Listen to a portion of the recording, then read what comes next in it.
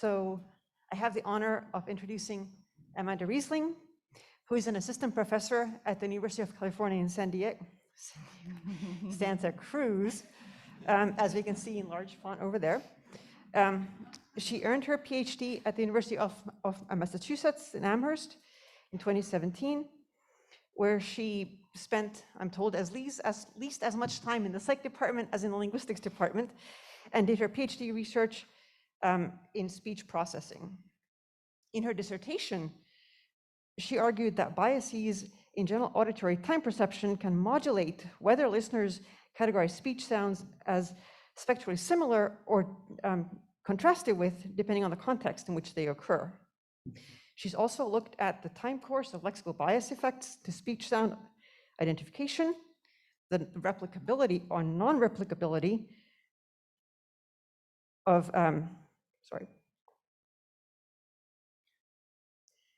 of sentence length prediction as a function of fundamental frequency, and listeners' use of lexical stress to facilitate subsequent lexical recognition. Now, more recently, she's been extending these ideas to a new domain. So thinking about this question of how do speakers weigh different cues, how do they use them in language processing, she's now been expanding this from speech, the speech domain, to the domain of semantics and discourse. And I think this is the work that we'll be hearing about today on linking listening, reading, and formal semantics. Thank you. Thank you, Elsie. Can everyone hear me? Okay. Hi, Zoom. Before I begin, I want to say something to the graduate students, particularly in the room. I have a little bit longer for this talk, so I tried to construct it with you in mind. And I really want to encourage you, if you have clarificatory, that was hard, questions, to think of them and hold on to them and ask them. I'm really sorry you can't break into my spiel in the middle, but I wish that you could. And I firmly believe that our older colleagues are gonna listen to what I'm saying, monitor whether I'm telling you something wrong. They'll tell you if I messed it up, but they'll forgive us for going over some basic information, right? So I really want to try to meet anyone in the room where they want to be met. As Elsie said, I don't semantics, and actually I only do this now because a bunch of my students wanted to. So let's try this. So psycholinguists have been investigating the processing of linguistic focus for a very long time. You'll see some citations from the early 70s in this talk. And just a quick example, you want to hold on to something, right? What do I mean by focus? It's the word dinosaurs here. Sarah read an article about dinosaurs, not quail. What you'll see at the bottom here, oh gosh, this is really lean into it, is that I'm going to be marking focus with brackets and subscripts. There's a little, there's a little subscript here, F, right? That means focus. But pitch accent will be marked with capitalization, and that's going to be important because those two things are actually different. Here's another few examples of focused things, right? All possible responses to what did Sarah read an article about? You could say dinosaurs, I think it was. You could also say, I think it was dinosaurs, or only dinosaurs, I think. Sarah read an article about dinosaurs, right? So these are the focused things. Focus is clearly prioritized in language comprehension. Is there any way to turn this so that I can see that? Yes, okay, great. Still hear me?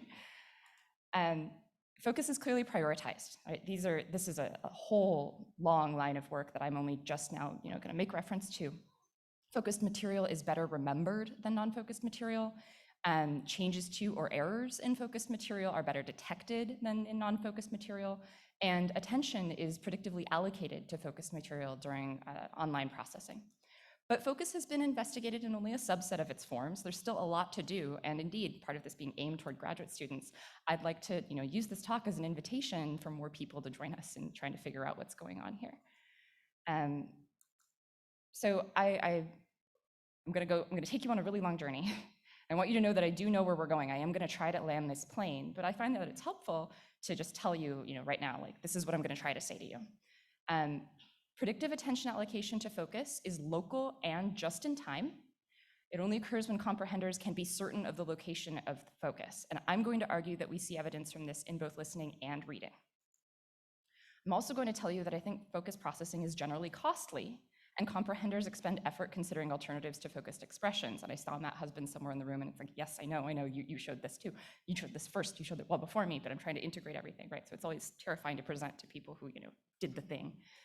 And then I'm gonna say that, if we consider all of the problems that focus presents, we're gonna gain a better understanding of what we're trying to model. And so I'm really grateful to be going after Jeff yesterday, because I think he kind of set the stage for a lot of that sort of like, what are we actually trying to model here kind of thinking. So here's what we're gonna do. I'm gonna tell you about the problem of identifying focus. And this part of the talk will be a little bit like an informal formal semantics class. So, if you can like relax your brain and sort of just remember all the things that you may have learned really quickly as you took that one linguistics class, that'll be great. And then I'll take you through some listening evidence, I'll take you through the reading evidence, and then I'll try to wrap this thing up. So the problem of identifying focus. Well, it's harder than it might at first look. I want you to take away from this section that there is no single property of the linguistic signal that cues the presence of focus for incremental processing purposes, that as you're going into it, there is nothing that will always be there to help you find it. So comprehenders are going to have to overcome a set of challenges in order to even identify a focus so that they can do all those well-documented things that we know they do to prioritize it. So what's a focus? Well, I'm actually going to start by telling you what it's not, right? Because I already led off this talk by saying I'm going to separate focus and prosodic prominence. And focus is not the same thing as prosodic prominence. Prosodic prominence may occur on parts of foci. Focus actually evokes alternatives, and I'll tell you about that in a second. As you can tell, that's not supposed to be on that line. So if you want to know, what it's not, and then you immediately want to ask me what it is, well, I'm going to tell you that it's the part of the sentence that contributes the meaning that is going to be contrasted with things that would have been relevant in the context. I'm also going to tell you that focus is not the same thing as newness. So in English, prosodic prominence is contained within a focused phrase. It's at the right, usually the default position of it is at the right or at the end of that prosodic phrase. This is the nuclear stress rule. I hope this is kind of familiar if you've taken a phonology class. This is not true of other languages, and there are some people here who actually demonstrated that. So, I'm going to show you right now that with one prosody, very simple, Sarah read an article about dinosaurs, major prominence on dinosaurs. I could be answering multiple questions. What did Sarah read an article about? Sarah read an article about dinosaurs. Okay. What did Sarah read? Sarah read an article about dinosaurs, right? And what has changed here is not my prominence marking. It's how much of the sentence is the answer to the question, right? Similarly, if I were answering what did Sarah do, it would be licit. It would be okay for me to say Sarah read an article about dinosaurs. And I'm doing a little bit of a list intonation at the end there. I can't help it because I'm trying to talk through my example sentences, but I hope you believe me that still the prominence is on dinosaurs, right? There is nothing that I'm doing specially at the left edge, the early edge of the focus, to make it correspond better with the WH question. Now, I want to be clear. It's not the case that you couldn't do something at the left edge. It's just the case that you don't have to. And then finally, if you actually just asked me what happened, I could respond, Sarah read an article about dinosaurs, another one, and this would be completely fine. So a whole sentence, right, said the same way, could have multiple different focus structures with just the same prominence. So I hope you believe me now that focus is not the same thing as prosodic prominence, that prosodic prominence could help you to identify focus in real-time processing, but it might not, right? And the prosodic signal needs to be understood in its context that is corresponding to something that came before if you're really going to have a best shot at figuring out what is focused. So now I'll show you that focus evokes alternatives. Only is a focus-sensitive particle. It puts focus somewhere. It's one of many constructions used to signal focus. In this particular case, what only does is contribute some extra meaning to that of exhaustivity, right? So if I tell you Sarah only read an article about dinosaurs with this focus structure, what are you already allowed to conclude? She didn't write a book about possums. She didn't edit a monograph about whales. She didn't, skim a blog post about chihuahuas in whatever the relevant context is that we're talking. Note also the prominence is on the rightmost word inside this broader focus. I could similarly have said, Sarah only read an article about dinosaurs. And then you would know, not possums, not whales, not chihuahuas, right? So only is in the same place. Oh, thank you so much for nodding. Is that Dustin? Yes, thank you. Okay, great. I'm just gonna keep looking at you. So in this case, prominence is, following that same rule I told you about. It's on the rightmost word inside a broader focus, but if the focus is what we call narrow, if it's a single word, then the prominence is on just that one word. That's the rightmost word in the thingy. This is just a sanity check, right? You can move it around under only, if you think only is high above the VP, and then you go under it, right? We can move it around. So you could also have this, Sarah read an article, not book, not monitor. Okay, so I think I'm seeing people like even start to glaze over. We know. Even is another focus sensitive particle. This is again to the graduate students in the room. You may have heard of this one, but not the other one, right? It's another thing. It contributes other stuff meaning wise. That is, it evokes a scale of ranked things. So if I say Sarah even read an article about dinosaurs, everybody, what do we conclude? She did other things that she was more likely to have done and then also read this article, right? There are other things that evoke focus. You're going to see them throughout the talk. So clefts, for example, it was. They're another construction. They have some other extra meaning that they add. That's been argued about. I don't want to get into it. Semanticists here know more than I do. So exhaustivity, maximality, something like that, that clefts are also adding. But you can say it was reading an article about dinosaurs that Sarah did. Did you hear that? Dinosaurs was loudest. And that's the only thing that she did that's worth mentioning in this context. Other things that she did, which she certainly was doing, right? Breathing, probably sitting, not worth mentioning. Prominence again, rightmost word. Questions, I already showed you this, right? Also signal focus, they do so in a following sentence. That is usually the answer, but not always. And if I say, what did Sarah do? Sarah read an article about dinosaurs. Similarly to the clefts, we're saying of all the things that Sarah has done, the speaker is providing this is the answer in the context. There's probably some reason for that. We're gonna update what we think is going on in our discourse. Okay, so I've shown you two things. Focus is not the same thing as prosodic prominence, and it evokes alternatives. Now I have to convince you that focus is not always the same thing as newness. So for those of you who semantics, you will recognize this as like reversed from the normal way that Schwarzschild writes it. Sorry, it just seemed reasonable to this crowd to be like, I'm gonna tell you what focus is before I tell you what the other thing is. So new is the word that I think lay people or non-semanticists, civilians, shall we call them, are more comfortable with, right? New material is new if it hasn't been mentioned before or if it's not entailed by what was mentioned in the discourse. The word entailed means a lot of different things. It's got a technical definition, so for now, just say like logically necessary. New information hasn't been mentioned and isn't logically necessary based on what has already been said, okay? And then given information is the stuff that has already been mentioned or is entailed, right? So we've got newness versus givenness. We don't say oldness. And foci are often new, very, very often maybe. And they have all been so far for this talk, but newness is not a requirement of focus. I'm so complimented that someone just tried to take a picture of the slide, but I'm going to advance it faster. I hope you got it. You can get these slides later. So I'm going to show you that foci can be given. If I say, did Sarah read an article about dinosaurs last week or possums? You can say, Sarah said that she read an article about dinosaurs. And in this case, Sarah reading an article about dinosaurs has already been mentioned. I could say, did Sarah read an article about dinosaurs last week? And I could say, yep, Sarah said she read an article about dinosaurs. And then the famous second occurrence focus, Sarah read only an article about dinosaurs. Someone can come up and go, no, Justine read only an article about dinosaurs. And in this case, look, Justine is corrective.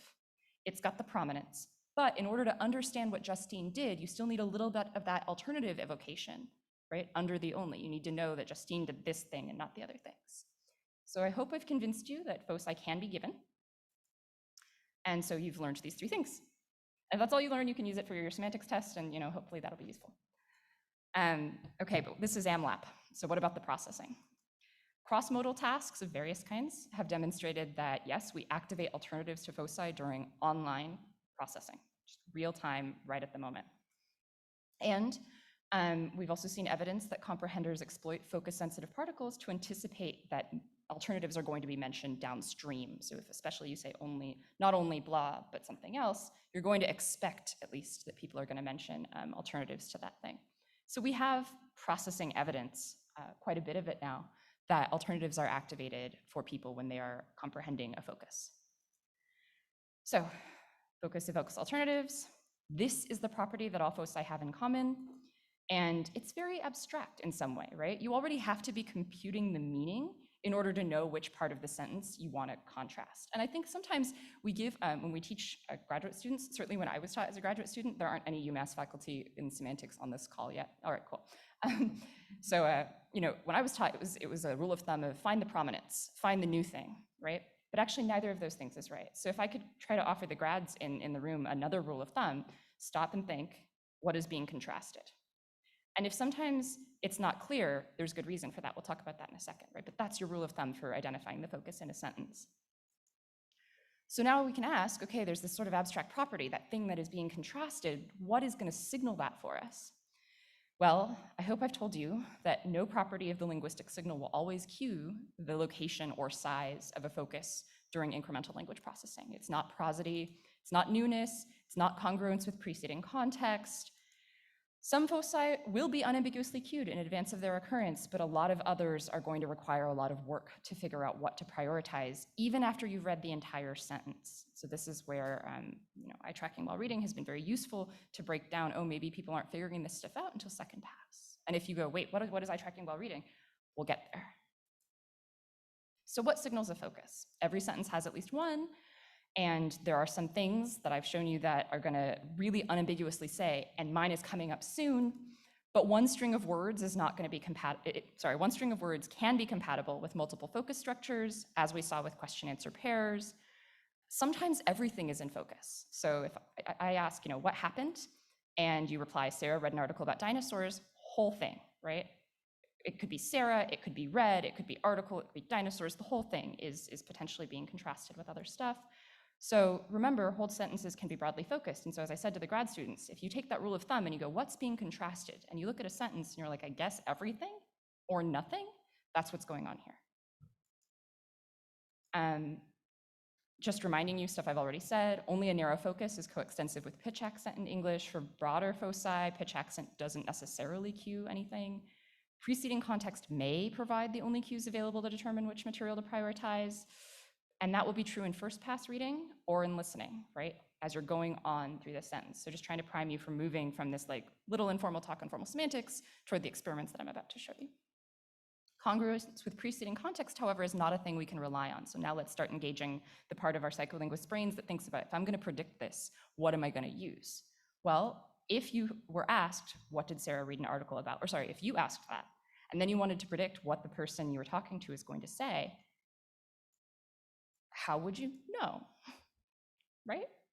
So the focus, if you're going to make an extra effort to prioritize it, and you're going to listen extra hard when the person responds to you, you're going to have variable degrees of success at predicting which word you're going to encode extra hard, right? Nothing's going to cue dinosaurs, I think it was. You're just going to go, oh, okay, that one. It already went by. But if you hear something like, I think it was dinosaurs, you maybe have a little bit more lead time. And if I say only dinosaurs, maybe during the word only, you were able to get on board. Similarly, if you ask me, what did Sarah read an article about? And I say, Sarah read an article about dinosaurs, well, then maybe the parallelism of the answer to the question, by the time you get to the end of my answer, will tell you, all right, this last thing is probably the thing I want to pay attention to. But my point here is that sometimes you get stuff that could really help you, and sometimes nothing is going to help you to figure out where the focus is in the sentence that you are currently in the middle of. I should also note some sentences are globally ambiguous, and comprehenders default to the broadest focused consistent, the interpretation that's broadest with the focus the interpretation of focus that is broadest, that is consistent with the material they've encountered. Since Jeff talked yesterday, I note that there's kind of a little nice way to remember this for those of us who have some psych background, right? We remember our visual attention studies, and where if a viewer doesn't know what the point of the scene is, after a certain point, they're just like, okay, the whole thing is the point, right? Same deal here. If you can't find a point, then you just decide the whole thing was. So I promised to parallel with speech processing, and that's because that's where I grew up and that's where I live. And so I'm trying to make this talk not be all about just unspoken sentences. I want phoneticians to feel, or speech processing psycholinguists to feel involved. This I've already said to you. I want to point out that this is the invariance problem. So if you've taken a phonetics class, you may have heard this, you may have not. It was a phrase that was used more in the last century to talk about this problem of there not being a context invariant property that will always cue a focus. just like there isn't one for all instances of a t, or every stressed syllable, or every boundary tone, right? So I'm really glad that I'm on the second day and you've already heard a bunch of talks about how variable the realization of stress can be and how people are trying to learn to adapt to the cues that they're getting. We know this about speech. So this on some level is familiar territory, I hope. So we also know this, right? We've just seen a few things that tell us listeners react only to highly valid cues. Simple majority trends of like, yeah, 50, 60% of the time don't really make listeners perk up. I'm going to say that's what's happening during focus processing, even not in listening. So again, some takeaways from this section. We're done with the formal semantics walk. There is no single property of the linguistic signal that cues focus. Comprehenders must work very hard to identify one. Some are going to be very easy, some are going to be very hard. And I hope that if you've looked at this, you see why I'm saying this last bit, right?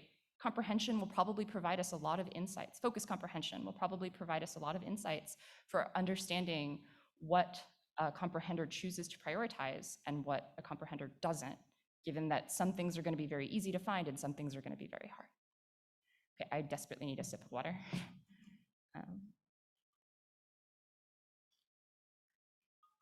Can I ask about my speech rate?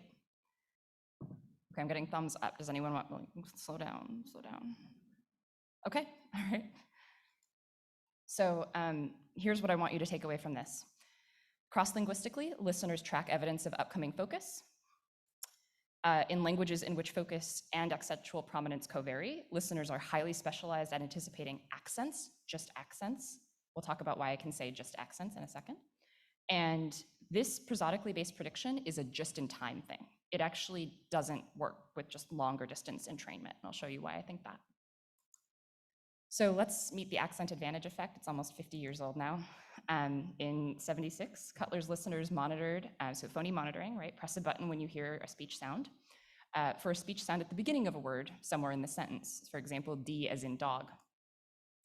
Target phonemes were recorded in one of three conditions. So the speaker said something like, she managed to remove the dirt from the rug, but not the berry stains. Or if they were de-accenting dirt, they said something like, she managed to remove the dirt from the rug, but not the clothes. And then there was also a thing that listeners never heard, a neutral broad focus condition that was recorded. She managed to remove the dirt from the rug. Target words, in this case dirt, were spliced out from the accented and de-accented versions, and the broad focus neutral version of dirt was spliced in both of these. Okay, we all cool with the idea of splicing?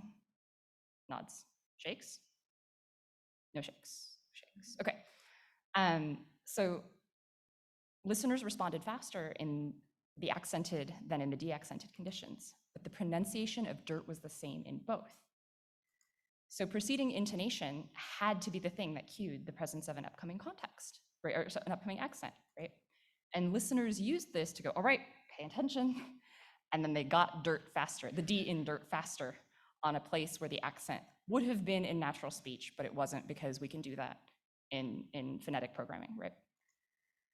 How do we know it was focus and not just accent? Well, then Cutler, and this is Jerry, not Janet Fodor, just Cutler and Fodor presented listeners with neutral pronunciations of target-containing sentences that were preceded by a WH question. So listeners always heard, neutrally produced, the man on the corner was wearing the blue hat with a wide brim.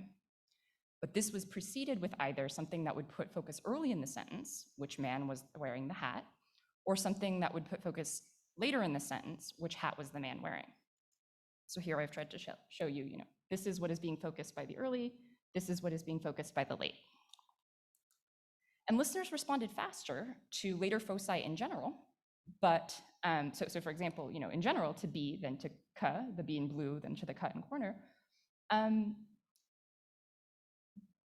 But also they responded to phonemes in words that answered the preceding question, just baseline faster than phonemes in words that weren't answering the preceding question, right? So to the cut in corner after early focus and to the B in blue after the late focus question. So this is why we think, this is about focus. And sure, the accent would normally be there, but the accent wasn't there in this recording of this target sentence, and that didn't matter. The preceding WH question was good enough. So since then, this has been replicated a lot. Aker and Cutler replicated it, both the accent advantage and the WH question advantage in L1 Dutch, that is native Dutch listeners listening to Dutch and native Dutch listeners listening to English. Ip and Cutler have replicated this in Mandarin Chinese with L1 Chinese for Mandarin Chinese listeners, but not with their L2 English. And so this really suggests to us that success at predicting accents depends on your experience using the particular cues available in your target language, right? Mandarin being very different from English, it's not surprising that things wouldn't transfer over. Here's the cool part, the part that makes you really, really know that it's focus. Sepedi is a Bantu language in which focus does not have sentential prominence, unlike in English. And Turco and Zerbian found that native Sepedi listeners responded faster to phonemes in words that had been focused by a preceding context, but not merely accented words. So this really tells us that listeners predictively allocate attention to foci. And they're going to predict their accents if those accents are coextensive with narrow focus in their native languages. But if they aren't, that's not what they're looking for. So I don't mean to say that accent isn't important. Prosody can do a lot. It can really strongly cue a focus. And in particular, here's a weird one. If the entire sentence before target phoneme has been delexicalized, if it's been put through a low-pass filter and then it sounds like Charlie Brown adult speech, people are still faster to respond to a target word in the position, a target word that is a word bearing a target phoneme in the position of an accent, but they got no lexical information to tell them that that's where they should be. And so this tells us that for listeners of languages with accentual marking of focus, entirely prosodic cues are sufficient for this prediction. And then in some other later studies that did some crazy, in some earlier studies that did some crazy things with, prot, Cutler and colleagues found that no one acoustic dimension, we know that the sentence is a multidimensional thing. We know it's got a rhythm, it's got differential intensity on different parts of it, it's got an F0 contour. And when you play around in prot long enough, or this would have been pre-prot, you can isolate just one part of that, right? One dimension of the signal, and then make everything else the same. And what Cutler and colleagues found here is that no one of these things, rhythm, intensity, or F0 contour, is necessary in order to get the accent advantage. Each one of them by themselves is sufficient. So if you know enough about prot, you can make yourself these stimuli, and they're weird. And it's really disorienting, and you go, how are listeners using this? But they do. And so what you know is that listeners flexibly use any prosodic evidence of upcoming accent, even if it's kind of strange relative to what they're hearing. Listeners are very, very good. So now I'll tell you, though, that while they can use any dimension, they need them, they use any dimension of the acoustics, they need that dimension in the preceding syllable. So when the syllable immediately before a target accented word is also removed, right, that splice is just moved one syllable earlier, and then you replace that with the neutral, the dirt, instead of dirt, the accent advantage effect goes away.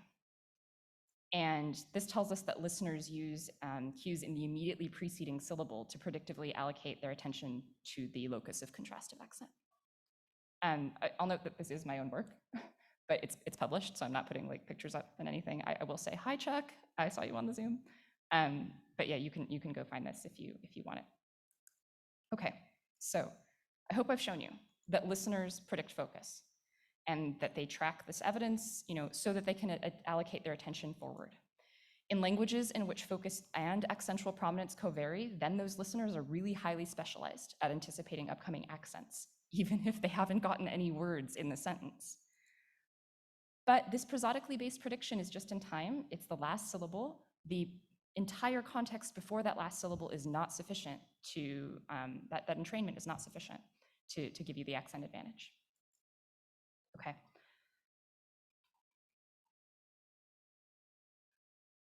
So if readers are doing a similar thing, they're also doing it in a just-in-time way. Okay, the clicker is only stochastically working. Here's what I want you to learn from this following section, or here's what I want you to believe me about from the following section. Evidence from eye movements that we had, that I'll show you, tentatively suggests that readers can predict the location of upcoming foci, but focus is generally costly in reading, even when it is given. And reading of narrow foci is aided by the availability of alternatives to a focused word. So if I give you alternatives before I give you the focus, that helps process the focus, but only if the location of the focus is highly predictable. So why do I think readers might predict upcoming foci? Well, if they do, then we should be able to see this if we manipulate the information available to readers in the position immediately before the focus, that is immediately before they start processing the focus. And if you've already gone, I think she's going to do a boundary change study, you're right. And if you go, wait, what the hell is a boundary change study? Don't worry, we'll get there. Here are my collaborators. It's great when people don't at all use the same photo format, and you're just like, okay, well. You may recognize Shane as one of your conference organizers. He's been talking at you all day. So that's who we're talking about. And this part here is like grad students in the room, right? If you don't work with eye tracking, I want you to still be able to understand my talk. So this is for you. You may or may not know, eyes move over text in a series of fixations, like looking and then jumping. Those jumps are called saccades, right? Look, jump, it's not smooth.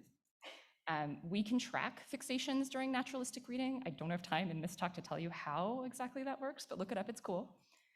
And so if I give you a sentence that I want you to read, and I'm interested in how you react to the material in some part of the sentence, then I will define that material as my region of interest, and I'll particularly look at what's going on with your eyes in that. And I think you can imagine my region of interest here is obviously quail.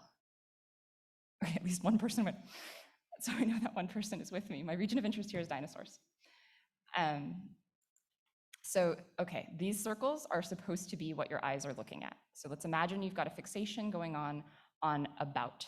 If you're gonna start fixating, or if you're going to move to fixate dinosaurs, you're gonna do so in a jumpy way. And note, I put these numbers below the line so that you can still see what the sentence says. If this is reliably happening in your eye tracking, recalibrate. And then you'll jump out and you'll have seen the word, right? And you might jump back in because maybe you wanted to double check. And you know, I think already that there are some standardly defined definitions of dependent variables that we talk about when we talk about eye tracking while reading. We will need two in particular. These first two I put here, the first pass and the skipping rates. So the first pass is the sum of fixations before exiting a region. So you enter it, you hang out in it, maybe you fixate it twice, but then you leave it, and that's what it is. Here, it's just the number 2. Skipping rate is you ask in what proportion of trials did readers skip that region in first pass reading? And total time is you're summing all the fixations in a region, right? So here it would be 2 + 4. And no, we're not gonna super well need the total time, but I just bring it along because it can be helpful. So now let me tell you about parafoveal preview. So I don't know for whom this is or is not review, right? But just to remind you, acuity is highest in the center of the visual field at what we call the fovea. And then your parafovea, roughly 5 degrees, a visual angle around that, you have some degraded acuity. But you can still get some information. In particular, we've got information about word length and orthography. And so parafoveal preview, I'm saying this super informally, right, is seeing a word out of the corner of your eye. You're fixating one thing, you're starting to get some information about the word that's going to come up next. So we know that readers spend less time on a word during first pass reading if they have valid parafoveal preview of that word. And what does that suggest to you? That we could give them invalid parafoveal preview, right? We can define an invisible boundary, that line. And so again, not visible to the readers in my experiment. And we can change the text on the right side of that boundary, just as readers' eyes are jumping over that boundary into that text. You'll note, I'm using linguist conventions here to help you resolve my pronouns. So if you're fixating the word before the target region and you go to jump, if my eye tracker's working, it'll quickly make the thing dinosaurs, not whatever that was, and then you'll fixate, right? And so that's where I had given you invalid parafoveal preview. Then you can jump out and it'll be fine. So just restating this first point, if what readers see in their parafoveia before fixating a word is also what they see once they fixate it, that's helpful. You could imagine why that would be the case, right? And so this suggests that readers may use information in the parafoveia to begin lexical access. So back to the question, do readers predict upcoming foci? Well, if they do, we might observe a greater parafoveal preview benefit with focused words, right? We didn't. But in later exploratory analyses, we did observe differential skipping rates. So, with all the appropriate cautions, this is still work in progress. It wasn't designed to address this. There will be follow-ups when we can finally run another eye tracking study. I'm going to tell you about this. So we used Cutler and Fodor's 79 stimulus sentences, right? Now just in reading, not in listening. And so the target sentence is the same no matter the condition. We gave people valid versus invalid parafoveal preview of the late focus position. So this would be the word blue, and valid would be the word blue. Invalid would be something that kind of vaguely out of the corner of your eye might look blue, but also isn't. And this is a cross of focus position, early versus late, right? These are the two. And then preview, valid versus invalid. Okay. Here we are looking at change versus no change conditions. So this is no change is a valid parafoveal preview. Change is preview was invalid. Sanity check. Reading times are longer when preview was invalid. Okay, we've got focus in bright yellow because that's, I guess, attention grabbing, and not focus in dark blue because I guess that's easier to not grab your attention with. Let's look at first pass times. This was our crucial our crucial desire at the beginning of the study. This is not happening, right? There is no difference between focused and unfocused material when people have parafoveal preview. Okay, great. We can move on. In total times, however, just as a sanity check, we do see longer reading times for focused works. So, at least those perhaps cost more, people are paying more attention. And we also see, as I said, that valid parafoveal preview benefit where you don't spend so much time working on it if you did already get some good information ahead of time, no interaction between focus and change. Now, let's look at the different focus positions, early in the sentence versus late. Same color scheme otherwise, right?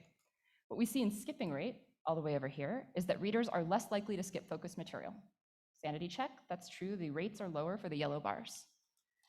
And then in our secondary analysis for skipping rate, we see that focus by position interaction. Way bigger difference between these bars here than between these bars. That's what I'm relying on. I'll note, because I'm going to try to talk about prediction, right, that this is for the late position of the sentence, i.e. the most predictable one. So to summarize, there's no focus by preview interaction in first pass reading, but we did see something in skipping rates. All the appropriate cautions should apply. This was not designed to test this. We need to follow that up. More work is needed. But if the above pattern were reliable, it might indicate something about how comprehenders use focus, right? They wouldn't be using it to pre-attend to lexically identifying information. Instead, they'd be using it to land on an important location. So takeaway from this section, evidence from eye movements, it's early, it's tentative, but people might be predicting the location of focus. But what good is knowing a location? Sorry, parched. Comprehenders, if they knew the location of something important, could be better prepared to encode that material once they encountered it and to perform any specific processing required by that material. What specific processing is required by focus? Well, it's better remembered, it's better corrected, it's better detected. So something about encoding seems to be invoked here. And then, of course, we know that it activates alternatives. So focus has its own desires. And if comprehenders know that foci are going to be somewhere, they can be better prepared to do the thing. So let's talk about eye movements in focus historically. Reading investigations in eye tracking have yielded all possible results. Some studies have found faster reading in foci, some have found no difference, and many have found slower reading of foci than non-foci. I hope you believe me that there are good reasons to think that foci would be costly here. I'm going to walk you through this table. I hope the table is big enough for people to see. So we have had a lot of differences among constructions, right? There have been clefts, WH phrases, question-answer pairs, indefinites, and all of these come with their own processing-specific burdens. We also have some differences among studies that present alternatives to foci before they before those foci are presented, or not. I will note that, we don't have, there it is, okay. The only studies that report faster reading times on foci are the ones that presented alternatives ahead of time. And, maybe that matters. I'm gonna say it does. So that should make sense if focus processing requires the activation of alternatives. Presenting those alternatives before the foci could modulate the cost of focus processing, right? If this is really a thing you have to do. And then I will also note that the baselines, the things against which foci were compared, were sometimes given and sometimes new. And newness itself, we would expect to be costly to process. And I was thinking about how to say this, and I was like, I don't even know how to say this. It should just be so obvious, right? We all, like, the first thing we learn in our psych class is about priming. And that's where, if something's not new, it's easier. So we would hope that focus actually, if it were new, should be costly to process, but then we'd have a problem, because if there's a general cost for processing focus, then you have to demonstrate that without confounding it with newness, and we haven't done that yet in eye tracking. So I'm going to try to show you that that's true. And I'm doing so with the help of these collaborators. So one of them I want to point out is Morwana Hooks. She's in the audience. She's my PhD student, but before she was my student, she was Jakub's. Jakub, I saw you somewhere. Morwana is a former one of those Amsterdam logic ninjas who came to my phonetics class and went, hey, wait, this invariance problem you're telling me about, that seems familiar. And so, Morwana, I'm sorry if I've gotten anything wrong, but if I've gotten anything right, it's all to her credit. And since we learned yesterday that, you resolve an image better if you see multiple angles of the thing,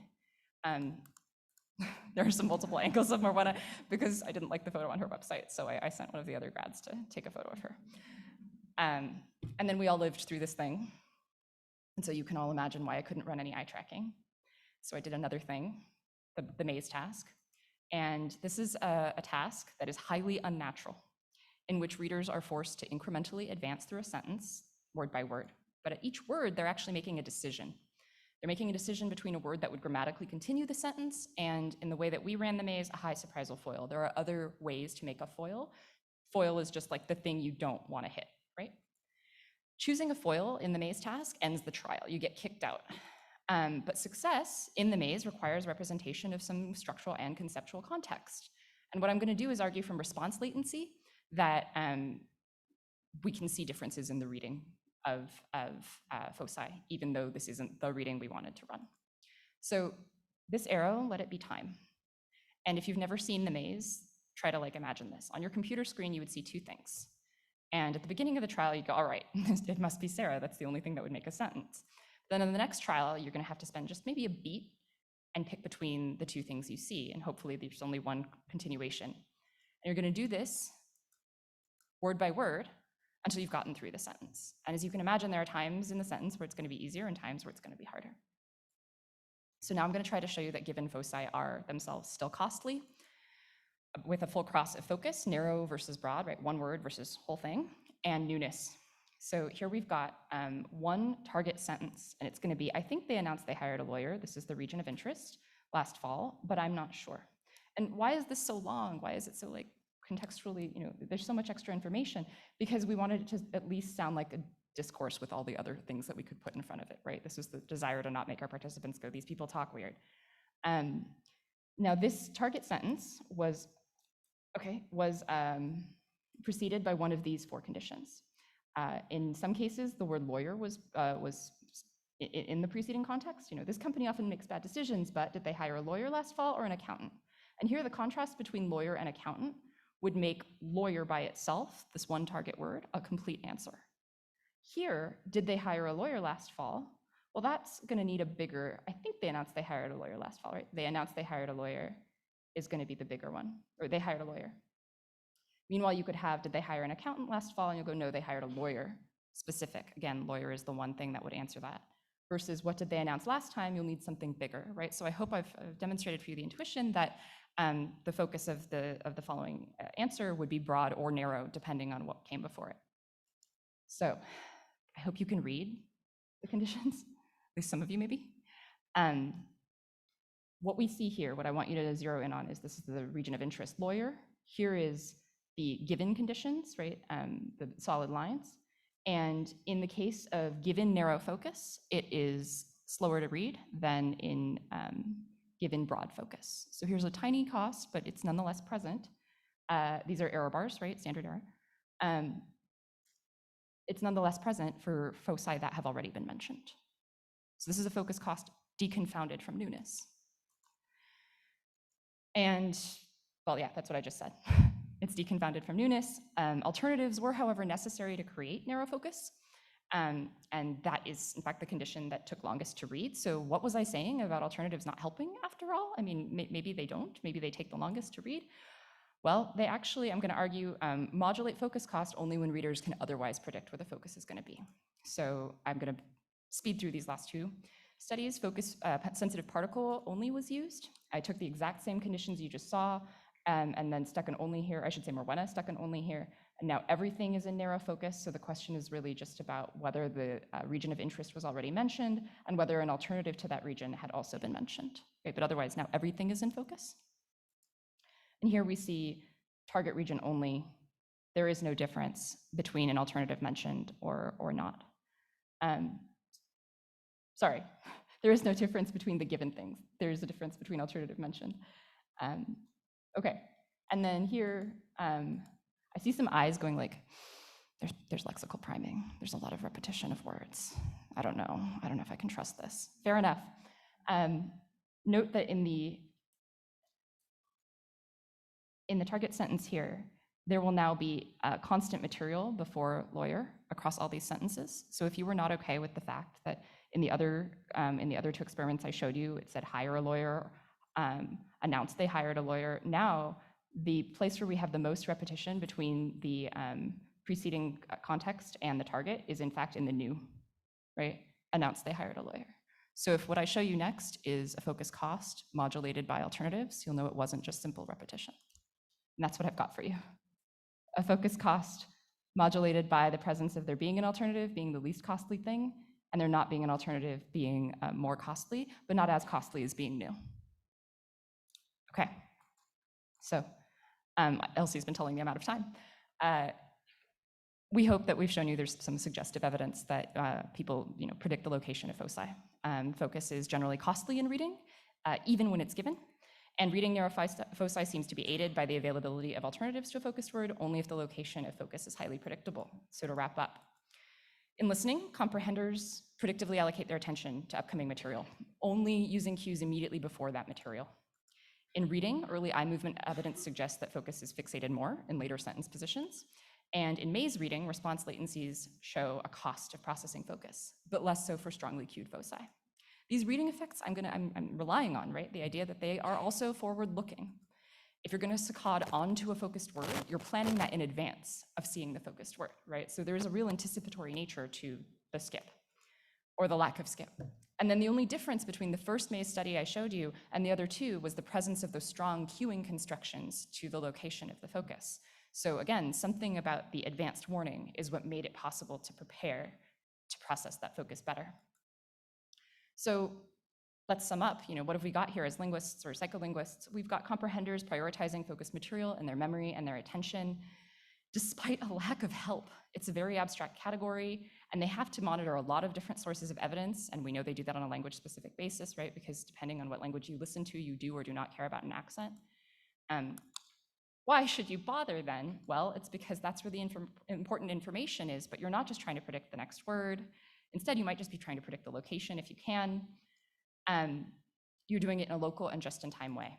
You're doing it even at the expense of what this would cost. And now I just want to say we're modeling a system in which comprehenders are not equally predicting everything, and they're even prioritizing computing what isn't said, that is, alternatives.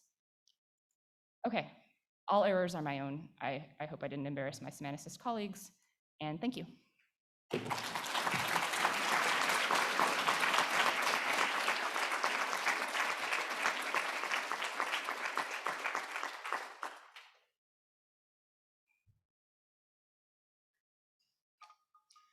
Thank you very much, Amanda. That was a great talk. So one reason why I love psycholinguistics is because I think findings like yours tell us what kind of linguistic representations are psychologically real. And I want to find out what's real and true in the world, right?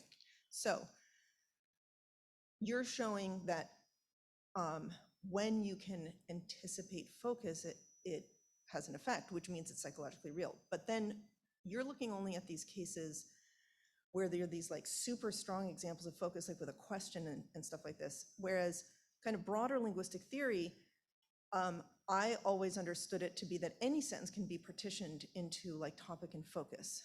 And I wouldn't consider myself to be an expert in that theory, so maybe I'm wrong, but to what extent do you think that's true?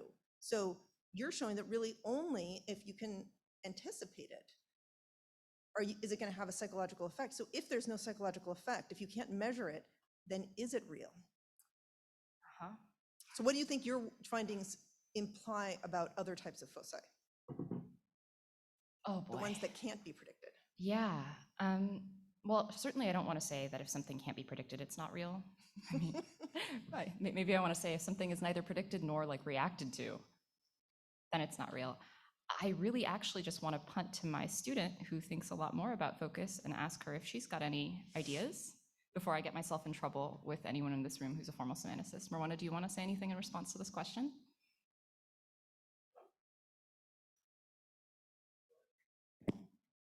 Does this work? Yeah, okay. I think I agree with Amanda. I don't think we want to say that something that is not predicted isn't there.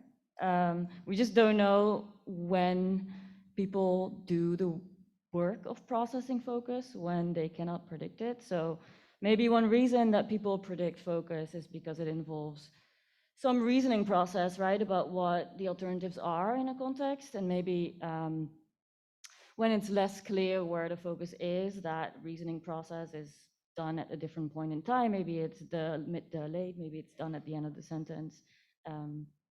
So maybe it's more distributed in those cases. So when we see this clear slowdown on the focus, one way to interpret that is to think that that is because people do some kind of interpretive processes. So maybe if people have less context to predict where the focus is, then these processes happen at different points in time. I don't know if that answers the question. So I'll follow up.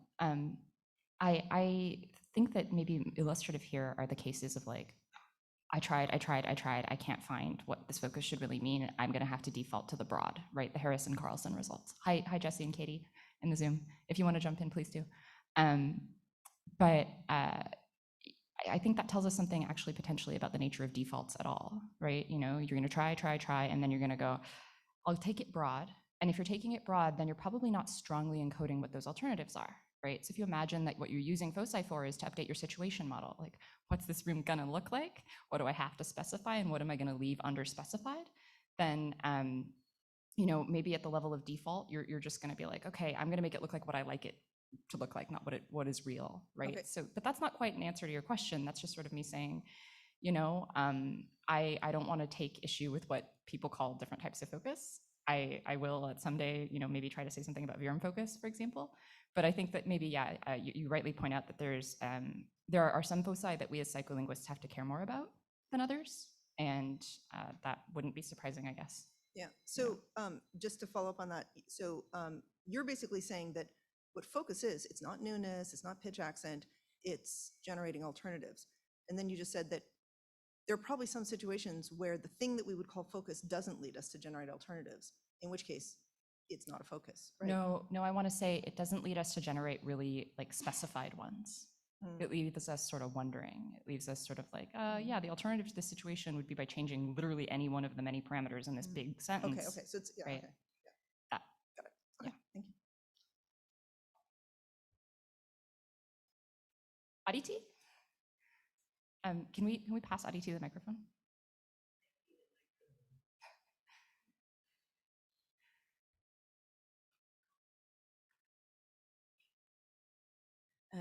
Aditi Lahiri, University of Oxford. Amanda, if that was very nice indeed. I was wondering if you talked about pitch accents right in the beginning and then a focus, a boundary tone, let's say. Languages would differ if you have focus marking with a just a pitch accent or pitch accent come boundary tone. And most of the Germanic languages focus on the pitch accent, while most of the Asian languages would have a pitch accent come boundary tone. In spoken language, what would you predict? Would there be an advantage because there would be a durational difference between the pitch accent and the boundary tone? So I was wondering, I do remember Lynn Fraser working on that, but I was wondering if you had any further thoughts. Yes, I do. And I guess it lets me fit in something that isn't quite what you asked about, but I want to tell the room about anyway. I think this could be a case where in the long run, we can find evidence that one of the ways that we adapt to each other, right? One of the ways that you adapt to the people who talk to you the most would be becoming more familiar with what they particularly use in production to mark focus, right? So my answer to your question about the cross-linguistic differences is we might not just, so I, yes, would expect to see something, right? And then I would expect to see something not just as a function of different languages, but as a function of people being very good at talking to the people they are closest to. So knowing something about the intonational grammar of the person you're talking to could let you actually make a stronger prediction because you know their voice and you know what cues they use and you know that whatever it was they just did on the syllable before, it's what they do before they're about to lengthen the next syllable, right? So I absolutely would want to go looking for those effects in languages where it is going to be a combined tone. And I really, in this case, want to work with someone who is a native speaker of the language we're working on, and then as well someone who's really good at vocal effort, because I don't know what acoustic cue by myself to look for evidence of something big and harder is going to happen next in this person's voice. But I think that's what I would need to really start. So I hope that answered your question. Thank you. Are there other questions? Chris Cummins, Edinburgh. Great talk.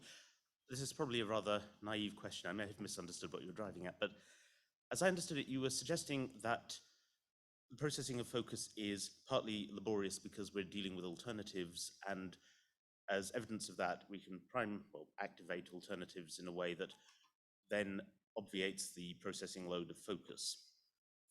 And that, I wondered whether it was that way round, or whether it was possible that by giving you the alternative, I'm cueing again weekly what kind of thing I'm expecting you to assign focus to, and whether we could tell the difference between those ideas. The second one. Well, so sorry. Why can't it be a little bit of both is probably what I would respond, right? I don't want to say that you obviate the cost of focus. I want to say that it's not as bad. And I do have, maybe this will let me, okay. Remember how I said that there were two studies that reported a speed up on foci? I didn't find a speed up on reading foci, right? I found a reduced cost that is the difference between sorry. I found that having an alternative made you read about as well as not, maybe a little better. So in the studies where speed ups were reported, it's possible that what happened is people interpreted the target word here as contrastive with something that they then thought, oh, there's a difference here between waiter and accountant, and I have to contrast both of these things, versus accountant here seemed to be in contrast to waiter, right? So what could have happened in incremental reading here is, someone was reading this sentence, said it was the waiter who watched while the accountant, and then inferred accountant is also focused, it's contrastively focused, right? And then this got a longer reading time, whereas this isn't a focusing construction, accountant is focused. Maybe it takes some time to infer the focus structure, and maybe that time taking takes longer than just the simple oh, here's a focus, and I already got something I could use as an alternative, right, earlier in the sentence here. So what we found here is, what Morris and Folk found here was in fact the cost of wondering whether you should interpret that as contrastive versus the certainty of knowing that one was contrastive and having a preceding alternative, right? So I guess what I want to say is, to wrap it back up, not obviating, just helping. But in fact, it's kind of like a Heisenberg thing, right? Having an alternative means you have an alternative, so you can't measure without an alternative the help of having an alternative. Yeah. Thanks. Thanks.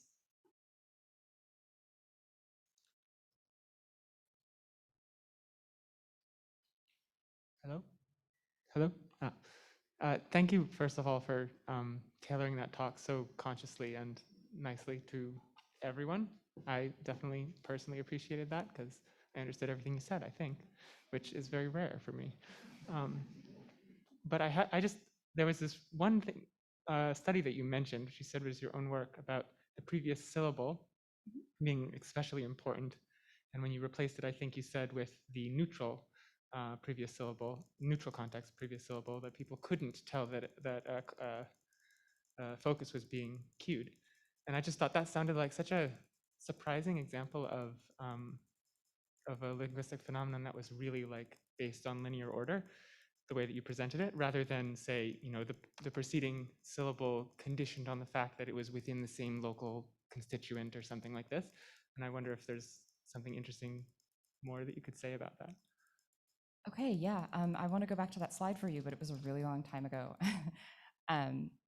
Yeah, okay, so I should also say something here. Chuck Clifton, when he suggested that we should run the accent advantage effect within subjects, I went, no way. People are going to adapt to not hearing the cueing information on the syllable immediately before during the course of listening, and then they won't use that cueing information, and then we're going to lose the accent advantage effect, even though they were hearing it half the time, right? I was afraid that our listeners would adapt to people, the speaker that they would be played if we did this within subjects being unreliable, and that's not what happened. So it really does seem that, although you may have a lifetime of experience learning that the talker you're listening to can be relied on for one thing or another, there's other lifetime experience that is just a lot more, can I call it lizard brain, right? So in this case, I do find it interesting that it's not, that the way I can describe this does not require reference to constituents. But you know what, all right, it's late on the second day of AmLab, I'll tell you something. I actually think, and this is the part, I didn't present this, and you've just let me open up a Pandora's box. I actually think that all prosodic processing, all prediction is local. But I can't say that just yet because I don't know which theory of prosodic structure I need to use to account for the speech rate difference prediction studies, right? So there's some notion of like, if you see a speech rate in some extent of time before the speech rate you're going to predict, then the stuff that's closer to what you want to predict is what you're using, right? You don't predict speech rate of a final thing from far away. And Chuck and I have worked on failures to replicate the old Grosjean result, right? That starting F0 pattern, or starting F0 would predict the entire length of the sentence. We can't get that anymore. So my response to you is I think that I can state these with reference to constituent structure, but it's just lucky that I don't have to. But at the end of the day, I do think that a really more unified model of prosodic processing will require some real reference to constituent structure of the kind you might have been expecting. And now might be a good time to thank Amanda again for excellent talk.